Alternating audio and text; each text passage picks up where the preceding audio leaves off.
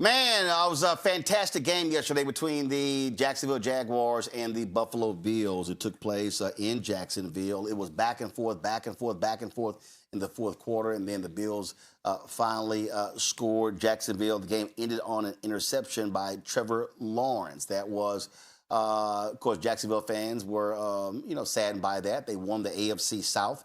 Of course, my Texans came in second. And they were trying to win this playoff game after having a dismal last 3 or 4 years.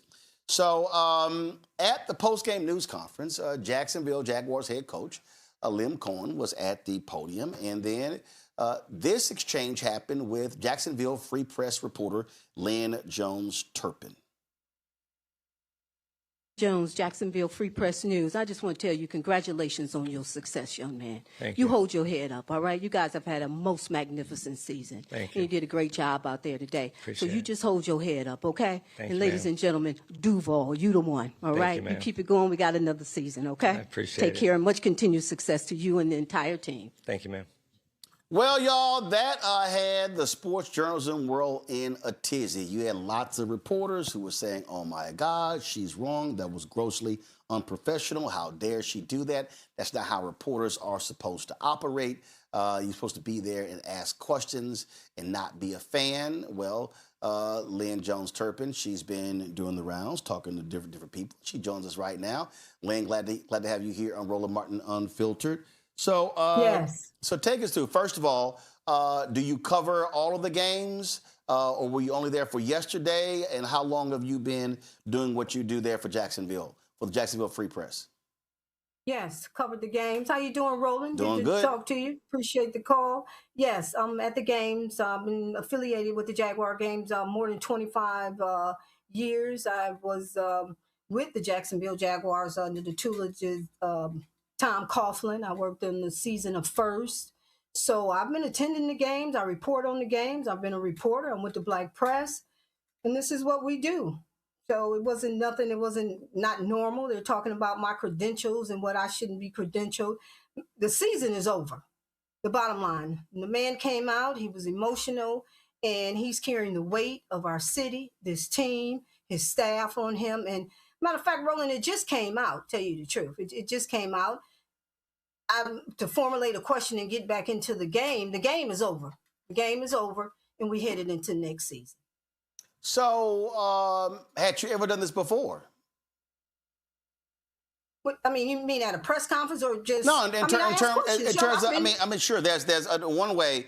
Look, asking questions is one thing. Hey, what happened to this part of the game? Whatever. What happened with this? What happened with that? But had you ever offered words of encouragement to not just football, but any other sport before? Was this the first, or had you done it before? Definitely. No, it's not the first. I've always congratulated and tell them much success, and no, that's not the first time. I think it's the first time because it went viral. I think it's the first time because of the kindness. And then number two, you have to realize the Buffalo Bills won that game. So the fact remains that Jaguars are getting this recognition from about a coach who didn't win the game. That seems to me to be the issue, but yet you're dissecting what I said to him, which was only positivity. And I don't know, but there's no protocol on what I can ask or what I can say. So there was no confusion for myself. So you say no protocol. So for instance, so Adam Schefter, ESPN, he had posted, this is an awesome post-game exchange between a reporter and Jaguars head coach Liam Cohen. Jamel Hill said there can't be a reporter because if so, I would not have used the term awesome. Pat McAfee of ESPN has defended you, calling people who are complaining about what you had to say a bunch of curmudgeons. And again, what you have here is you have this back and forth in terms of how reporters saying this is how reporters are not supposed to operate. And that is you don't cheer in the press box. You don't root for the home team. You do those different things. Those rules. Exactly. And so I know those rules. Gotcha. I know, but we're at a press conference. I'm no longer in the press box. When I'm in the press box, I follow the rules and the regulations. I've been in the press box since the team set foot on the field. So yes, I know the rules and regulations in the press box, and I follow those rules without any problem. And you and I know both, we know that. You follow the rules. So upon leaving the game and the team, I just headed back down. You go down to the corridor, go to the press conference, and that's what came up. I mean, everyone was asking all these questions, and when she gave me the mic, it just came out, Roland. It just came out. I wasn't trying to look at oh my God, I need to go in the third quarter and the punt in the fifth down. The game is over. Now, after that, what was it? Josh Allen, I think he came up to the podium, and one of the reporters, he told him, let him know, excuse me, I think I've already answered that question. So sometimes you can have a barrage of questions and everybody's asking the same question. So it didn't mean that, I'm his fan. I've never met him. I don't know the coach. I know the coach who he is for Jaguars. He came here. It's been a year, Duval, this and that. But I wasn't trying to be a fan. But yes, I am a fan. But I know my personal working relationship with the Jaguars, with the Black press, and what I do as a reporter. So it just happened, and it came out to give this man a congratulatory and to say, hey, keep your head up, young man. You the one. I mean, I didn't know that would cause such a rift. But it's been quite positive, not for myself, the paper, all the young people in this city, people who I know, who know me personally, didn't even see it, but they heard my voice. I have a lot of young people, and I'm president, I'm VP now of the Association of Black Journalists here, and a lot of our members, young people. And he told me when I went to the station today, he said he had just lost a love of his. And the words, he heard them, and it encouraged him. So a lot of people just heard my words, Roland, from around the world. It had nothing to do with, I'm a fan, and you did this. I let the man know you did have a most magnificent season. We are 13-5, and so what was wrong with that? I got a kick out of black folks when at first they said, I don't even know who asked that question. They said, but I know that's an auntie asking that question. So black folks, black people talk, so that they've been calling you auntie because they said that sounds just like a black auntie right there. This was That's a tweet. The word on the street. This was a tweet from Brian Shabel. He said, I've known Lynn for about 10, 11 years. We usually sit in the same section of the press box. She brings such positivity to every game, even during the many losing seasons. No one was more excited than she was about the Jags' performance against the Titans last week. She's a wonderful person, and I'm so happy that this has been received so positively. Thank you. Thank you.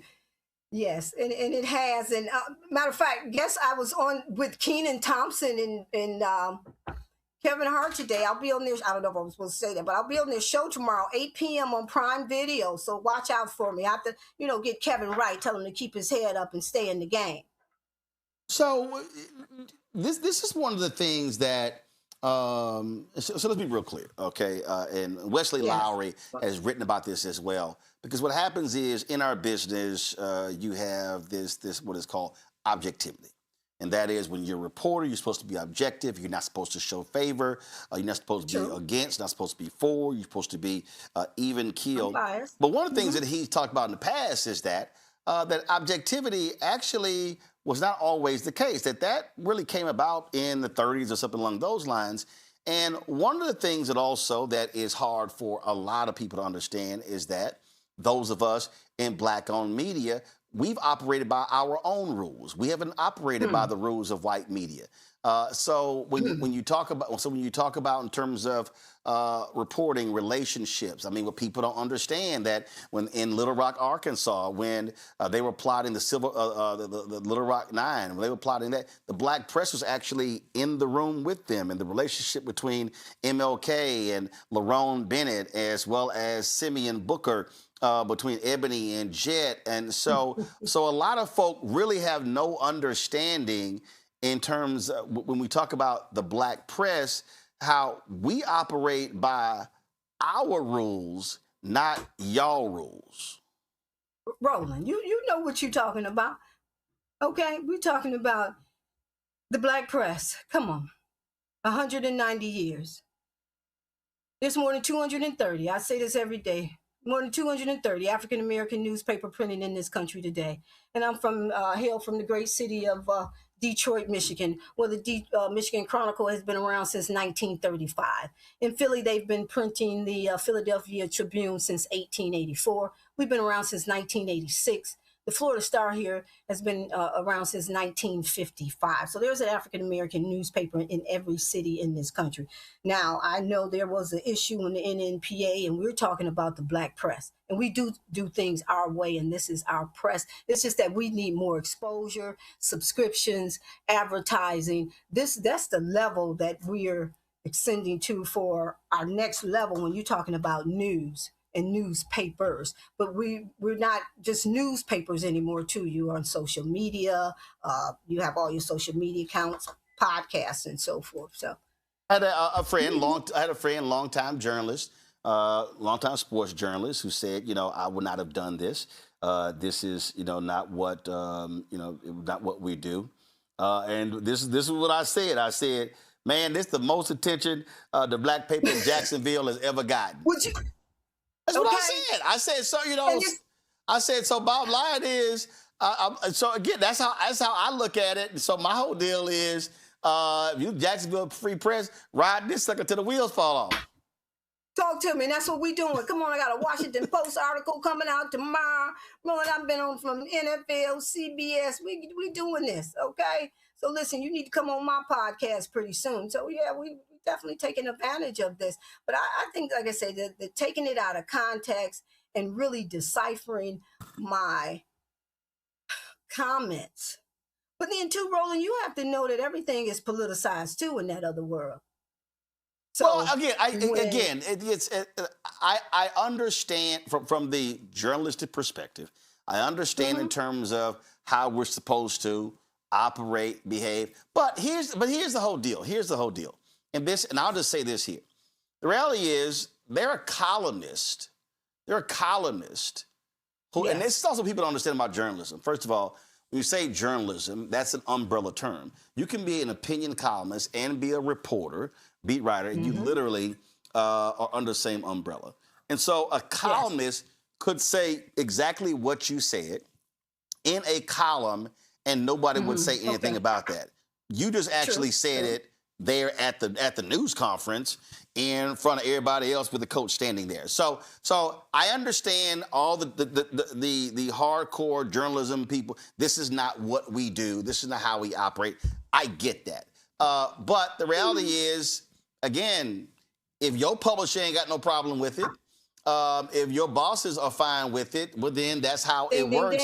That's how it works there. And in fact, this was, I came across this. This was Pat McAfee's response. Hell yeah. Lynn Jones, Jacksonville Free Press, 27 seconds. Just to let Liam Cohen know. Probably, I'm assuming we need to reach out to Miss Lynn Jones. Obviously, we will try to do that. We should have done that. Better journalism on our part. We'll talk about journalism here in a second. But probably somebody that's been around for a little bit, probably been around a little bit, and just saying, hey, nobody expects you to do that this year. You should hold your head up high. We appreciate you here in this city. We probably talked to each other here a lot through the last season. That's every day. The local crew is like, I'm not saying Lynn is. I'm just saying the local crew is like an everyday thing. Just want to let you know you did a good job this year. We appreciate you. 27 seconds. 27 seconds. It's a lot of time. 27 seconds of, hey, yeah, good stuff. And then, everybody in the sports journalism world say, this is out of line. This unbelievable. Can't do it. Can't have it. What are we doing here? We got deadlines. What's your deadline? A tweet? What are we even talking about now in 2026 about a deadline? Everybody's on a deadline. First tweet out wins in everything. We are all trying to post stuff now at the same exact time. Now, I know you got to write an entire article, and those 27 seconds can certainly change, especially if those 27 seconds are supposed to be meant on miserable, terrible things, okay? If they're supposed to be miserable, terrible things, those 27 seconds aren't wasted. If those are dumb questions about things that you don't have right that happened on a football field that you just thought were happening, those 27 seconds are A-okay. But a positive, hey, you did good for us this year. We appreciate you. For 27 seconds, can't have it. No place for it. Can't have it. It's like, what a weird thing to come out publicly and say, this is disgusting. Who do you think you are to say that you think that's disgusting and it matters? Like, That is a crazy thing about the sport.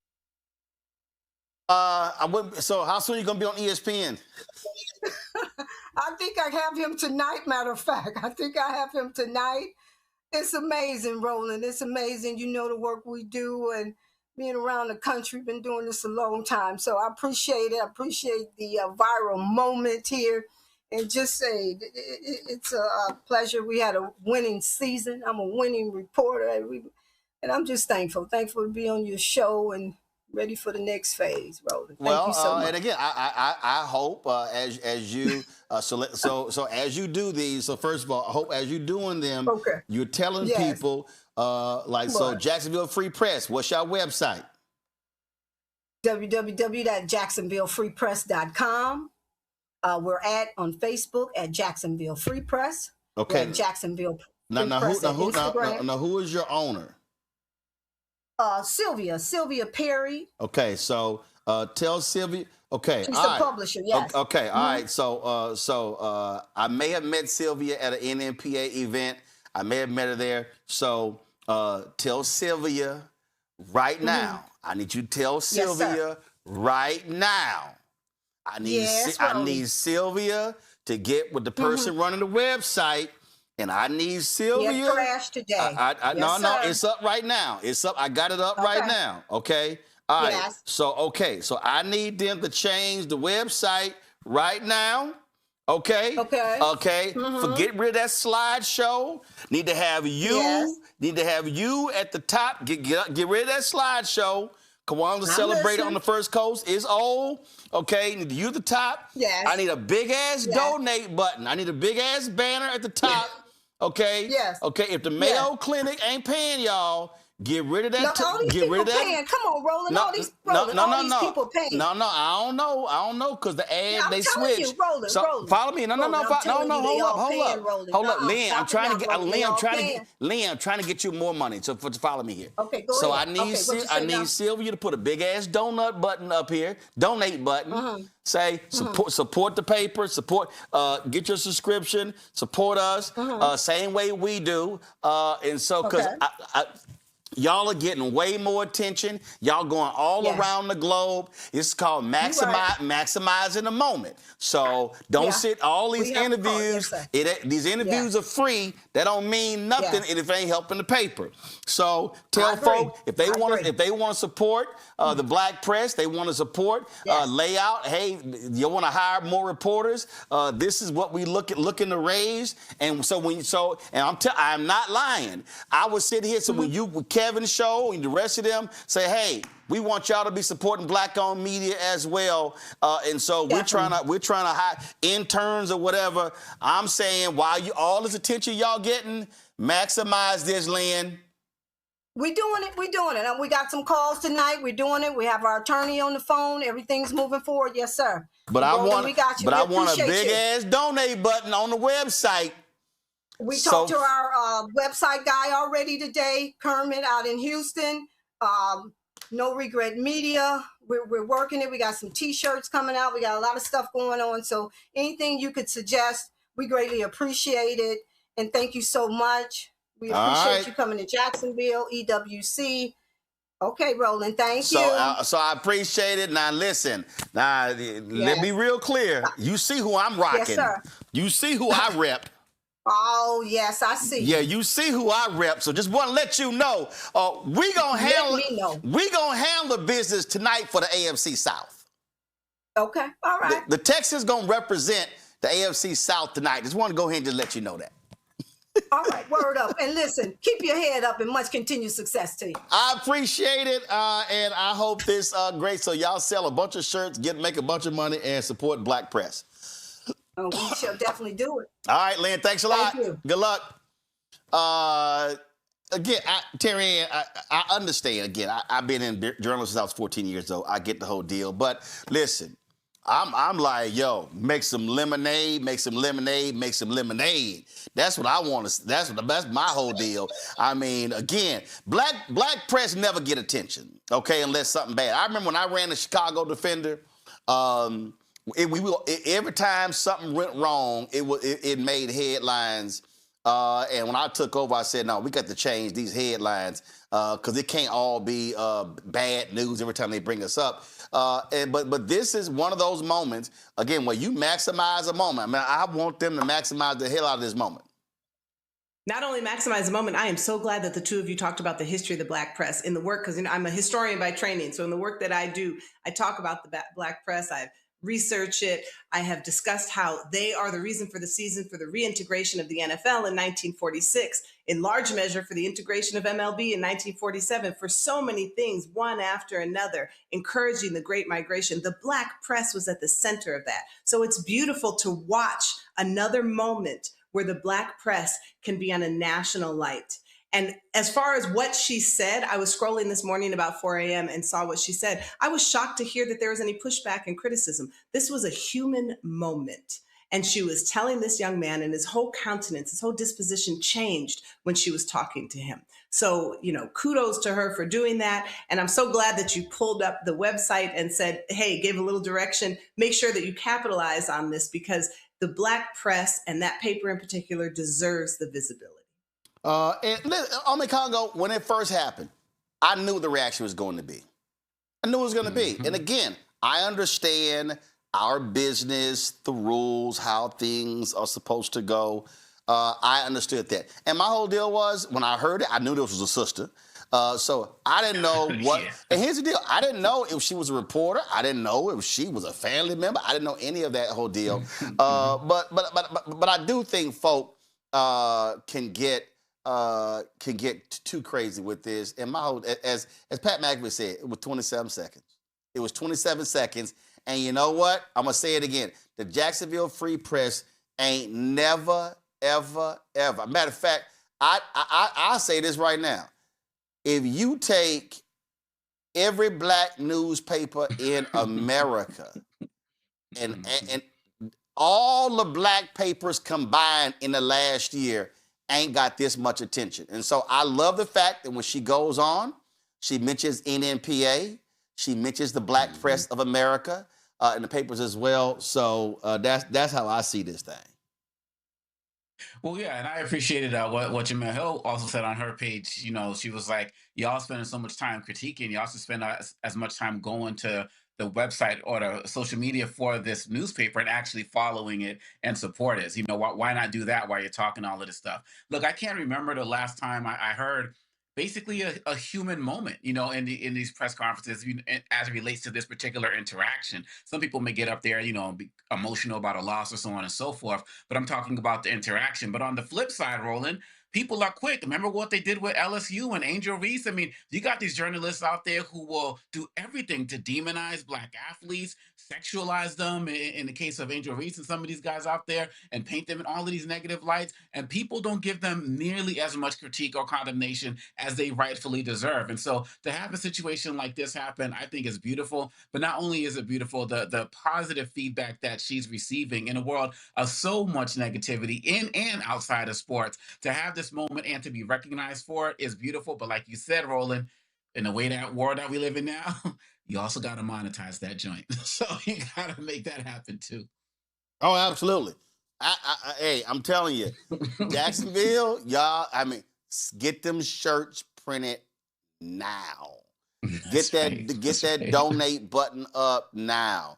And all of these celebrities having you on their show, tell them cut a check to the Jacksonville Free Press. I'm telling you right now. I'm gonna go ahead and say it, Sylvia.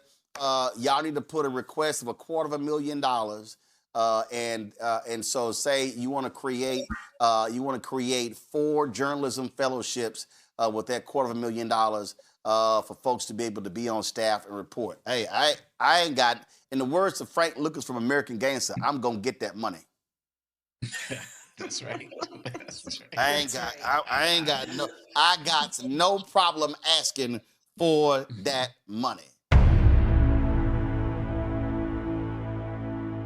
At the end of the Selma to Montgomery March in 1965, Dr. King stood in front of the Alabama State House and told 25,000 Americans that the greatest threat to the greedy oligarchy is when poor blacks and poor whites and others mobilize together and form a voting bloc that can fundamentally shift the economic architecture of our nation.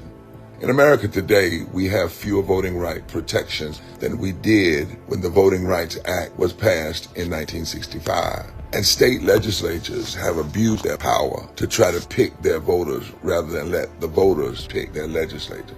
Meanwhile, every day people are suffering while the greedy get richer and richer. Dr. King was right, and many others were right. The billionaires who think they can buy our politicians are afraid of people coming together across dividing lines and building power together. In 2013 and 2014, we together in this state built out the Moral Monday movement. And in 2014, more than 80,000 people showed up in Raleigh for a mass people's assembly. We mobilized our power. We mobilized our vision. We did not continue to just resist what others were doing. We claimed the world that we wanted, the society that we wanted. And what we did energized. It was not partisan, it was principled. Here we are again now in 2026. And it's time to love forward together and mobilize. This is our Selma moment. And we need everybody, regardless of your race, your creed, your color, your religion, your sexuality, whoever you are. If you love voting rights for all, if you love abolishing poverty and bringing into reality living wage, if you love health care for all, if you love and grace and mercy and do not want to buy into the religious nationalism of hate and meanness and a lack of empathy, if you want to love forward together, welcoming immigrants rather than suffering ICE raids, if you love the environment and want to see it cared for rather than the polluters taking over, if you love fully supported public education, if you want to love, not hate, and to have peace and not war, to stand against unchecked militarization and the militarization of our cities, then it is time to come together and mobilize our power and our passion for justice. Then we now are in a moment where we must move from resistance to loving forward and mobilizing our power. So, from February 11th through the 14th, North Carolinians are going to be walking and marching and caravanning from Wilson to Raleigh. And on Saturday, February 14th, Valentine's Day, we will hold a massive People's Assembly for a moral agenda in Raleigh, North Carolina, saying it is time to love forward together. We are marching from a district that MAGA extremists, because of a call from President Trump, decided to gerrymander the 1st Congressional District, take it away from the people. And we are inviting all defenders of democracy and champions of the common good to meet us in Raleigh on February 14th to reclaim a moral agenda, an agenda for going forward, to pursue the society and the democracy that we want, not only for ourselves, but for our children's children. For somebody's been hurting our people, and it's gone on far too long, and we won't be quiet anymore. We will love forward together.